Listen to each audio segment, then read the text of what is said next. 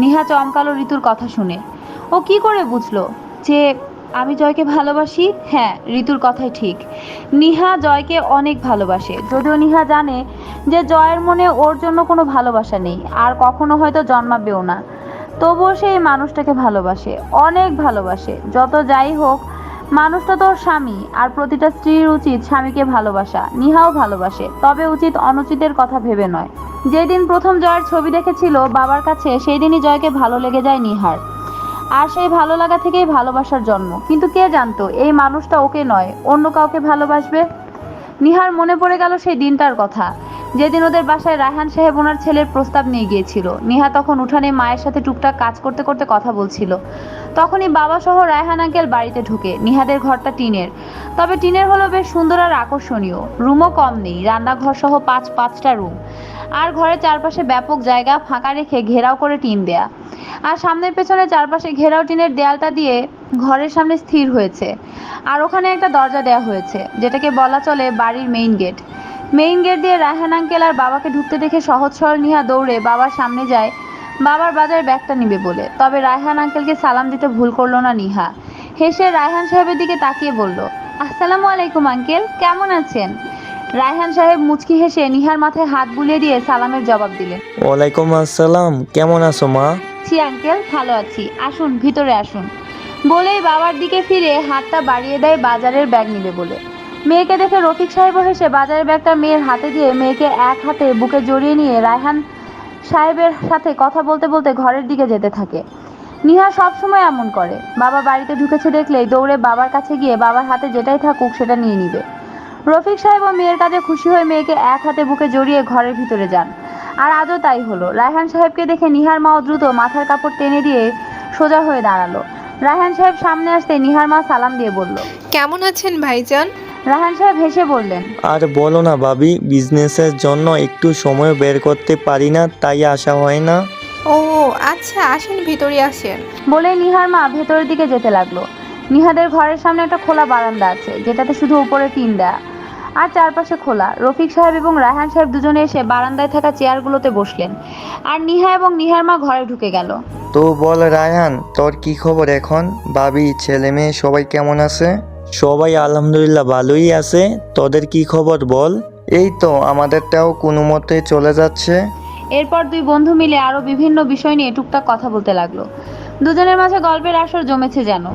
শত হলেও বন্ধু বলে কথা। অনেকদিন পর এক বন্ধু আরেক বন্ধুকে পেয়ে দুজনে কথার ঝুড়ি খুলে বসেছে। এরই মধ্যে নিহার মা ক্রয় করে নিজের স্বামী আর রায়হান সাহেবের জন্য সর্বদা নাস্তা নিয়ে আসলো। নেন ভাইজান, শরবত নেন। বলতে বলতে নিহার মা সেখানে রাখা একটা চেয়ারে বসে পড়লো। হেসে বলল, তো ভাইজান, এখন বলেন, এতদিন পর কি মনে করে আসলেন? আমি তো মনে করেছিলাম আমাদের কথা ভুলেই গেছেন। রায়হান সাহেব শরবতের গ্লাসে চুমুক দিতে দিতে বললেন, আরে তেমন কিছুই না ভাবি, আমি তোমাদের ভুলে যাব সেটা ভাবলে কি করে? হয়তো ব্যস্ততার কারণে আসতে পারি না, কিন্তু তাই বলে তোমাদের ভুলে যাব? সেটা আমার জীবন থাকতে হবে না। তবে এবার তোমাদের কাছ থেকে একটা জিনিস নিতে এসেছি। রায়হান সাহেবের মুখে জিনিস নিতে আসার কথা শুনে নিহার বাবা মা দুজনেই অবাক হয়ে দুজন দুজনের দিকে তাকালো। নিহার মা কৌতূহল দমিয়ে রাখতে না পেরে বলেই ফেললো, কি বলেন ভাইজান? আমাদের থেকে একটা জিনিস নিতে এসেছেন মানে? আপনারা বড়লোক মানুষ, আমাদের মতো গরিবের কাছ থেকে কি বা নিবেন? আরে ভাবি, তুমি হয়তো জানো না, গরিবের ঘরেই কিন্তু হীরা মুক্তা থাকে। তাই তো আমি সেই মুক্তার খোঁজে শহর থেকে এখানে চলে আসলাম। এখন তোমরা হ্যাক করলেই হয়। রফিক সাহেব এবার একটু নড়ে চড়ে বসে সিরিয়াস হয়ে বললেন, রায়ান, কি বলতে চাচ্ছিস পরিষ্কার করে বলতো? তোর কথার আগামাথা কিছুই বুঝতে পারছি না। রায়হান সাহেব এবার সিরিয়াস মুডে বসে বললেন, আগে বল, তোর কাছে তোর সবচেয়ে প্রিয় জিনিস চাইলে তুই না করবি না? কি চাস সেটা তো আগে বল। আর তুই তো ভালো করে জানিস, তুই কিছু চাইলে সেটা আমি কখনো না করতে পারি না, সে যত মূল্যবান কিংবা দামি জিনিসই হোক। সেটা তো জানি, বাট এখানে দামি কিংবা মূল্যবান জিনিসের কথা আসছে না, এখানে তোর প্রিয় জিনিসটার কথা আসছে। আসলে রফিক, আমি চাই নেয়া মামনিকে আমার ঘরে নিয়ে যেতে। মানে? মানে হলো, আমি নেয়া মামনিকে আমার ছেলের জয়ের জন্য নিয়ে যেতে চাই। প্লিজ তুই না করিস না, বিশ্বাস কর, নেয়াকে আমি নিজের মেয়ের মতো করে রাখবো। প্লিজ আমাকে ফিরিয়ে দিস না। রায়হান সাহেবের কথা শুনে নিহার বাবা মা দুজনেই বড়সড় অবাক হলো। ওনারা কল্পনা করতে পারেনি রায়হান সাহেব এমন কিছু বলবেন। তার উপর রায়হান সাহেবরা শহরের মানুষ, নিহার মতো একটা গ্রামের মেয়েকে ওনার ছেলের জন্য নিতে চাইছেন, কথাটা যেন কিছুতেই বিশ্বাস হচ্ছে না নিহার বাবা মায়ের। রফিক সাহেব অবাক হয়ে বলেই ফেললেন, রায়ান, এসব তুই কি বলছিস? আমার মেয়েকে তোর ছেলের বউ বানাতে চাস মানে? কেন, তুই রাজি না? দেখ রায়হান, এখানে রাজি নারাজির কথা আসছে না, এখানে কথা আসছে ছেলে মেয়েদের। দেখ, তোরা শহরের মানুষ আর আমরা গ্রামের মানুষ, কিভাবে এটা সম্ভব? কেন, আমি কি গ্রামের মানুষ নই? আমিও তো গ্রামের মানুষ, শহরে গিয়েছি কয়েকদিনই বা হচ্ছে। রায়ান, তুই বোঝার চেষ্টা কর। এখানে কথা আমাকে আর তোকে নিয়ে নয়, এখানে কথাটা নেয়া আর তোর ছেলেকে নিয়ে। দেখ, তুই গ্রামের হলেও জয় তো আর গ্রামের না, ও হচ্ছে শহরের ছেলে, আর শহরের পরিবেশে সে বেড়ে উঠেছে। এখন যদি নেয়াকে ওর জন্য নিয়ে যাস, তাহলে হয়তো দুজনের মানিয়ে নিতে কষ্ট হবে। এমনও হতে পারে জয় এই বিয়েটা মানতেই চাইবে না। তাই আমার মনে হয় তোর জয়ের জন্য শহরের কোনো মেয়েকেই ঠিক করাটাই বেশি ভালো হবে। আর তাছাড়া জয়েরও তো পছন্দ অপছন্দের একটা ব্যাপার আছে। তুই বরং ওখান থেকে একটা মেয়ে ঠিক কর জয়ের জন্য। আমরা গিয়ে এক সপ্তাহ ধরে না হয় তোর ছেলের বিয়ে খেলাম। আরে তেমন কিছুই না, প্লিজ তুই আমায় ফিরিয়ে দিস না। অনেক আশা নিয়ে এসেছি তোর কাছে, তোর মেয়েকে আমার মেয়ে বানাবো বলে।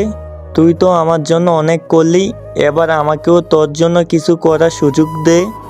এরপর তিনজনের মাঝে বেশ কিছু সময় কথা বলাবলির পর অবশেষে বিয়েটা ঠিক হলো।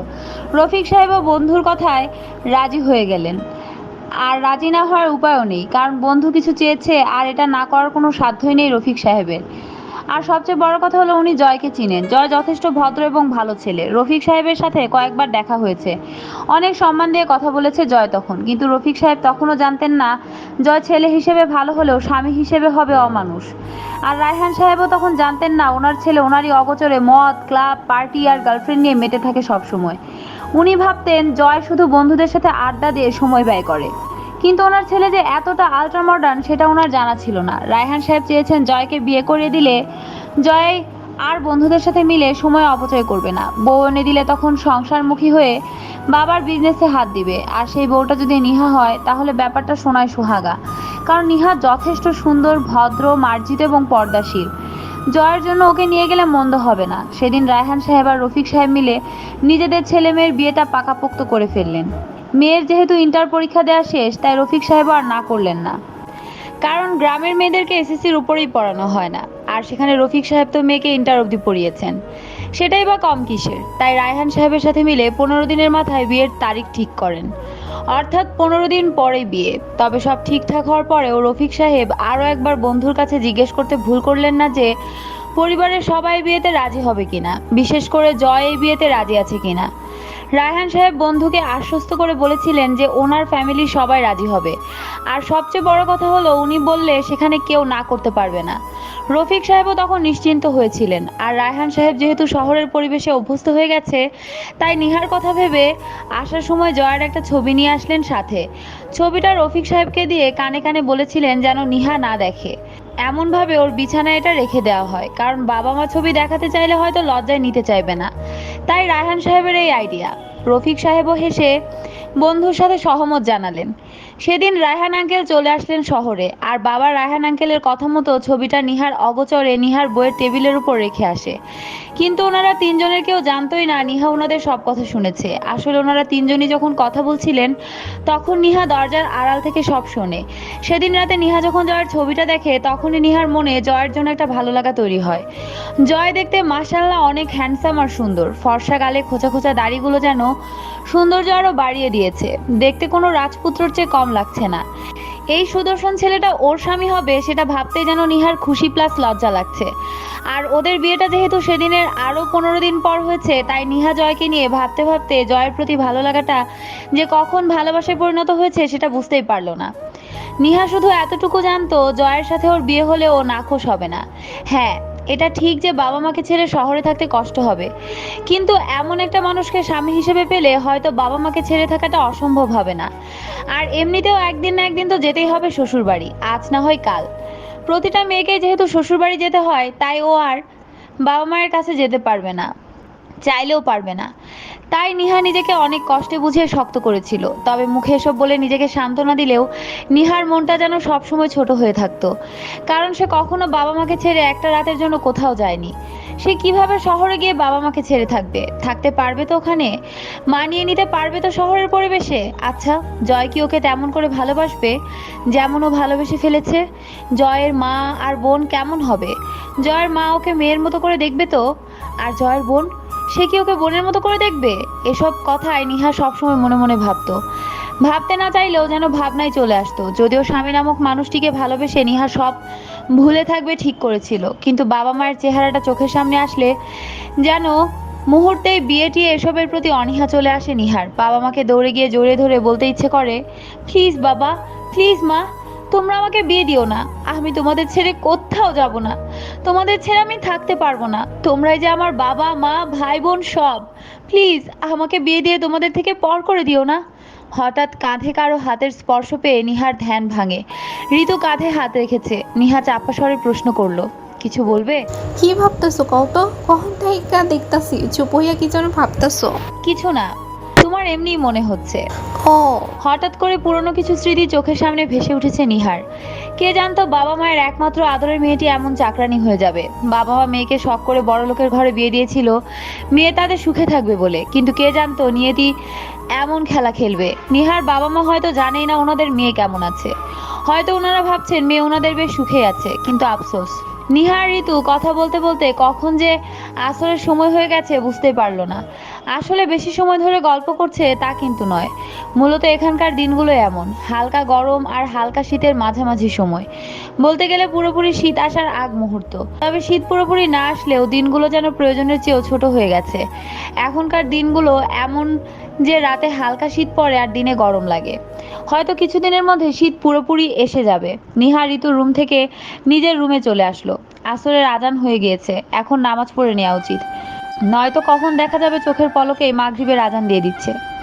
নিহা ওয়াশরুম থেকে অজু করে এসে জায়নামাজ বিছিয়ে নামাজ আদায় করে নিল। নামাজ শেষ করে লম্বা মোনাজাত করতে ভুল করলো না নিহা। আর লম্বা মোনাজাতের এক পর্যায়ে ডুকরে কেঁদে উঠল সে। আজকাল নামাজে বসলে কেন যেন দু চোখের জল গড়িয়ে বেরিয়ে আসে বিনা বাধায়।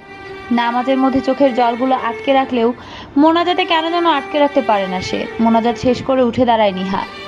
জায়নামাজটা গুছিয়ে রেখে রুম থেকে বেরিয়ে গেল। এখন আবার রাতের জন্য রান্না করতে হবে। তার চেয়ে বড় কথা, এখন যদি শায়লা বেগম আর জেসিকে কফি বানিয়ে তাড়াতাড়ি রুমে না দিয়ে আসা হয়, তাহলে নিজেরা তো কথা শোনাবেই, আবার হয়তো গায়েও হাত তুলতে পারে। আর জয় আসলে সেটা জয়ের কানে তুলতেও সময় লাগবে না। তাই নিহা দ্রুত কিচেনে এসে 2 কাপ কফি করে শায়লা বেগম আর জেসির রুমে দিয়ে আসলো। তারপর নিজের জন্য আর ঋতুর জন্য 2 কাপ চা করে দুজনে একসাথে খেয়ে নিল। কারণ সন্ধ্যার আগে চাটা না খেলে নিহার মাথা ব্যথা করে। তাই যাই হয়ে যাক, চাটা ওর খেতেই হবে। আর সাথে ঋতুর জন্যও বানায়। ঋতুর সাহায্যে সন্ধ্যার একটু পরেই নিহার রান্না শেষ হয়। যদিও শায়লা বেগম আর জেসি ঋতুকে কাজ করতে নিষেধ করে, কিন্তু ঋতু ওদের চোখ ফাঁকি দিয়ে নিহাকে হাতে হাতে সাহায্য করে। সন্ধ্যা 7টার দিকে রায়হান সাহেব অফিস থেকে বাসায় ফিরেন। শায়লা বেগম আর জেসি তখন ড্রয়িং রুমের সোফায় বসে ভারতীয় সিরিয়াল দেখছিল। রায়হান সাহেব সোফায় এসে বসে নিহাকে ডাকতে লাগলো। বউ আর মেয়েকে যেন ওনার চোখেই পড়লো না। নেয়া, নেয়া, কি রে মা, কোথায় গেলি? রায়হান সাহেবকে ঘরে এসে নিহাকে এমন ডাকতে দেখে শায়লা বেগম টিভি থেকে চোখ সরিয়ে স্বামীর দিকে তাকালেন। রাগী গলায় বললেন, কি হয়েছে? এমন শাড়ির মতো চেঁচাচ্ছ কেন? আমাদের কি কিছু চোখে পড়ছে না? মাথাটা খুব ধরেছে, আমাকে 1 কাপ চা করে দিতে পারবে?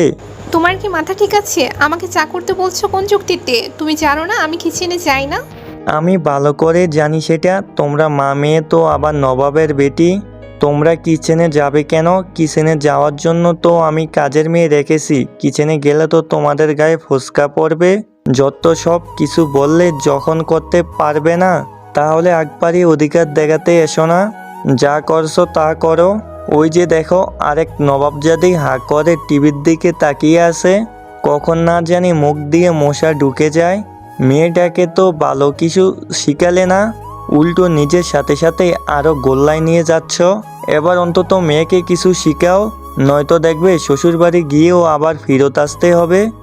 অনেক হয়েছে। আমার মেয়েকে নিয়ে আর একটা কথাও বলবে না। তোমার ভাবতে হবে না আমার মেয়েকে নিয়ে। আমার মেয়েকে আমি রাজপুত্র দেখে বিয়ে দিব, যার ঘরে 1000টা চাকর চাকরানি থাকবে। আর আমার মেয়েকে কিছু করতেই হবে না। তুমি এসব নিয়ে মাথা ঘামিও না।